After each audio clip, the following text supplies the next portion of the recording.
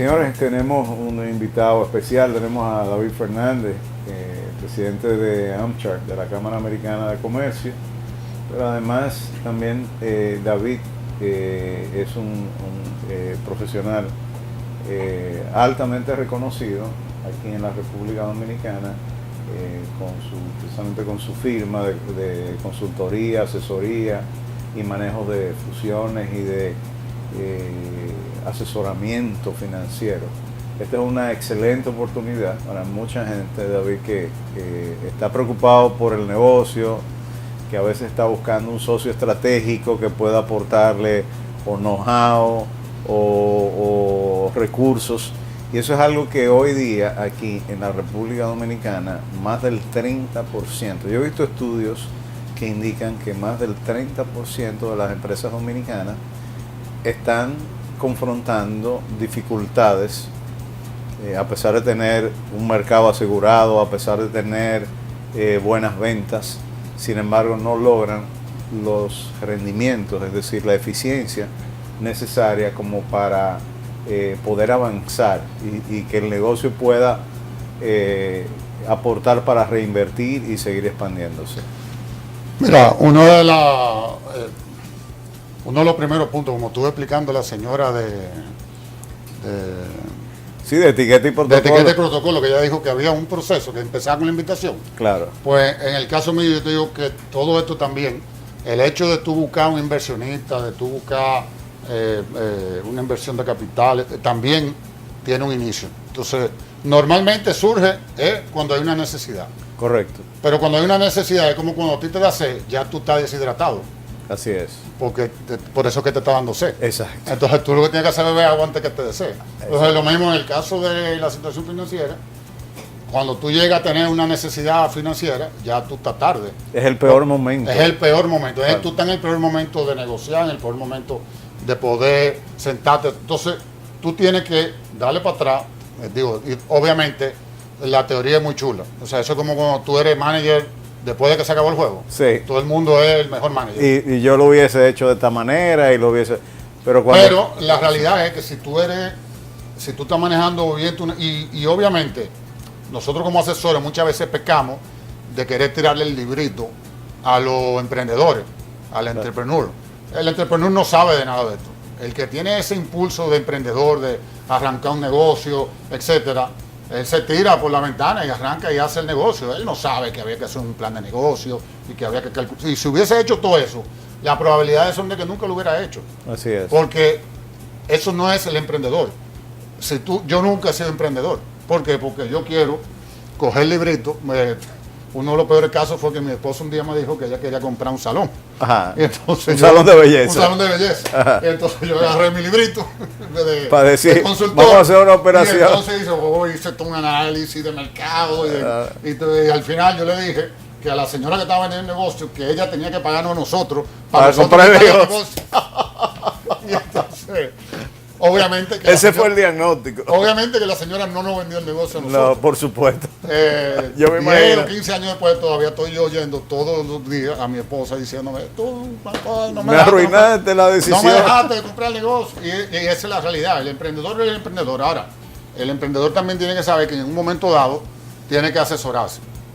Y ese timing de cuándo asesorarse, en qué parte de la curva de crecimiento tú te asesoras, yo te quisiera decir que hay una ciencia que diga, bueno, cuando tus ventas están, pero no, eso es un arte y eso es un sentir del emprendedor o del que está en el mundo de los negocios. Pero definitivamente lo mejor es tú entrar a cualquier proceso con una estrategia. Correcto. Entonces, por eso digo que hay que darle para atrás. O sea, cuando alguien viene y me dice, mira, David, yo quiero expandirme, yo quiero comprar una compañía para fusionar. Yo digo, bueno, ok, pero ¿cuál es tu estrategia detrás de eso? ¿Para qué tú estás haciendo eso? ¿Por qué tú quieres hacer eso? Entonces, si formamos una estrategia, entonces podemos decir, ok, si tú lo que quieres es expandir tu volumen, entonces tenemos que buscar empresas similares que vendan productos similares al tuyo. Claro. Porque tú quieres usar la misma plataforma. No, yo quiero diversificarme porque yo vendo equipos y quiero vender ahora servicios. Entonces, si te quieres meter en el negocio de servicios, y tú lo que vendes equipo, entonces tú tienes que salir a buscar una empresa que venda servicios para complementar la parte de venta de equipo que tú tienes. Pero todo eso tiene que surgir en base a una estrategia, no a que simple y sencillamente, mira, que alguien me trajo esto.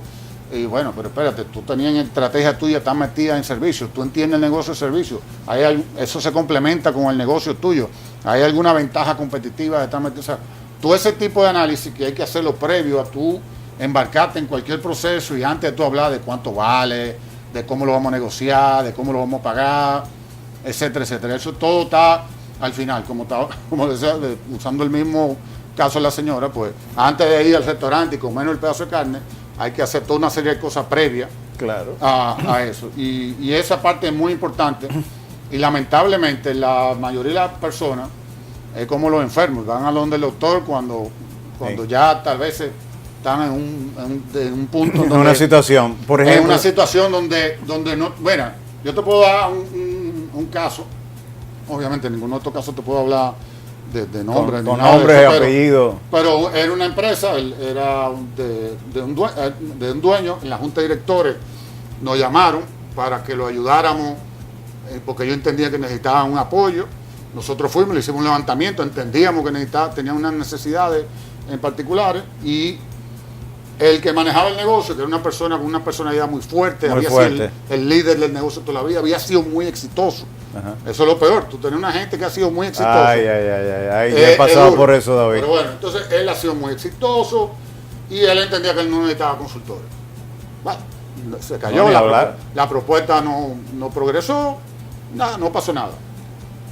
Pasa el tiempo, 2 años después, esa misma empresa se nos acerca, pero en esta ocasión se nos acerca el administrador, el conocedor. Él es el que tiene iniciativa, no la junta directora ni algunos miembros de la junta, sino él. El banco, vamos a decir que No fue el banco, fue él personalmente el que nos había dicho que no necesitaba consultoría. Ah, él mismo volvió Sí, donde ti. él, Okay. 2 años después volvió a nosotros y nos dijo, mira, aquel trabajo que ustedes me habían dicho, ¿por qué no retomamos eso? Me dice él. Okay. 2 años después. Uepa. Y entonces nosotros decimos, Wow. bueno, vamos a hacer un levantamiento. Y obviamente, ¿qué había pasado?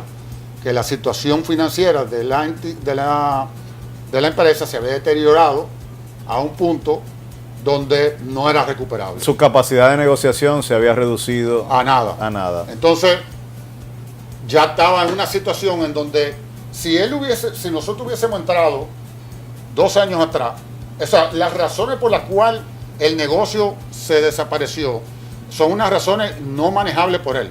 Claro. Simple y sencillamente él estaba metido en una industria que hubo, como muchas de las industrias hoy en día, que hubo una integración vertical, en donde el que era un suplidor de él decidió meterse en donde estaba él, entonces, y sacar al hombre del medio, porque dijo, bueno, acá, sí, No hay un necesito margen que yo me estoy dejando ganar. una intermediación que supuestamente Hicieron una desintermediar, exacto. Desintermediaron y ojo, eso era algo que se veía venir porque ya venía ocurriendo con otras partes de ese sector. Esa gente empezaron primero a integrarse hacia arriba y después que ya no podían ir más para arriba, comenzaron a integrarse hacia abajo, Wow. que era donde estaba el cliente de nosotros.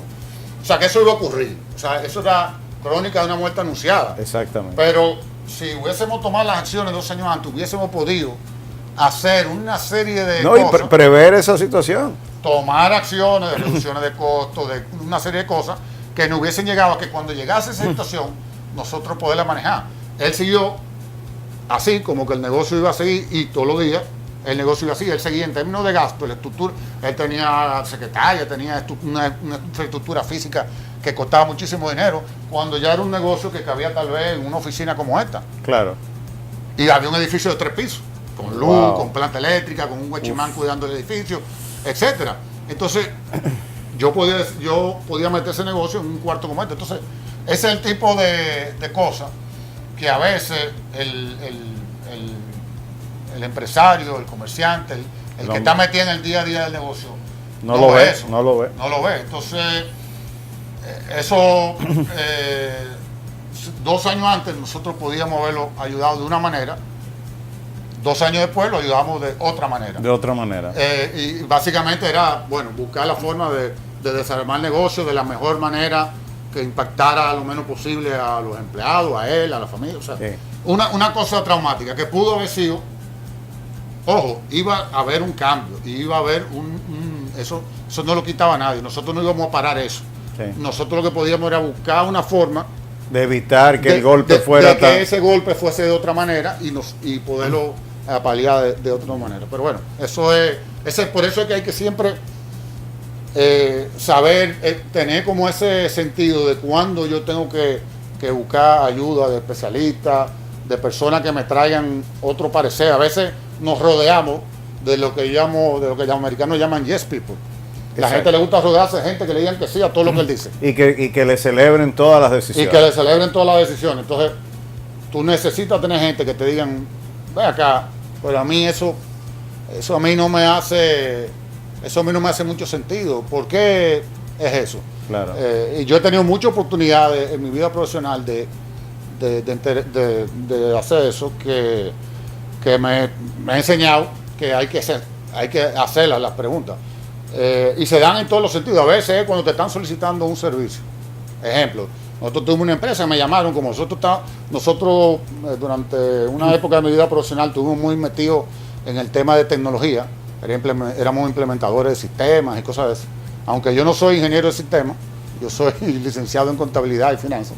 Pero durante una época de mi vida profesional estuve muy metido en el tema tecnológico porque me apasiona y demás. Y en ese momento creamos una reputación en el mercado de que nosotros éramos de lo que más sabía de ese tema y nos buscaban por eso. 10 años más tarde, hace más de 10 años que ya yo no estoy metido en ese tipo de proyectos tecnológicos, pero la reputación todavía nos precede y un cliente nos llama. Y acabas de llegar de Silicon Valley sí, con un baño completo nuevo de tecnología. De todo de tecnología. Y cuando el cliente nos llama y nos dice que él tiene una necesidad de un software X, un software muy especializado para manejo de temas de inventario. Y yo hago así, el disco duro dice, ven acá, pero este cliente potencial está en esta industria. ¿Para qué alguien que está en esa industria, que maneja productos de poco costo, quiere un software para manejar inventario a un nivel de detalle que para una industria, que son normalmente para industrias en donde el costo es alto del inventario? O sea, no me hace ningún tipo de sentido. Lo más sencillo era yo decirle, mira, yo no estoy en el negocio de tecnología, de software, gracias por llamarme, pero no podemos. Exacto. Yo le dije, ¿cuándo podemos ir por allá para reunirnos contigo?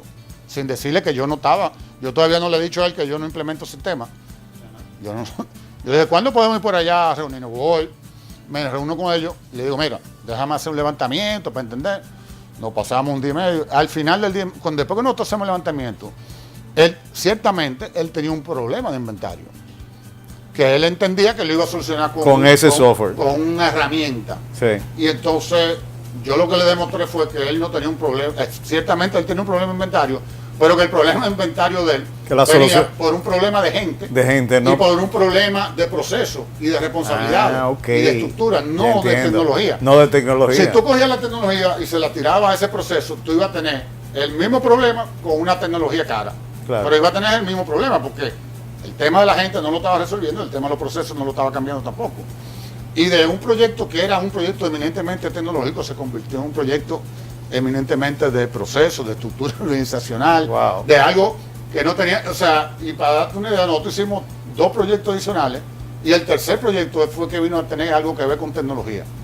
Porque la tecnología es un habilitador, es un enabler, como dicen los americanos, pero no es una solución mágica que tú tienes un problema, le tiras unos polvitos mágicos y de repente va a florecer sí, soluciones. No, tú tienes que tener la gente y los procesos que sepan asimilar esa herramienta y que son entonces las que te pueden catapultar, pero al final del día no debe ser una herramienta.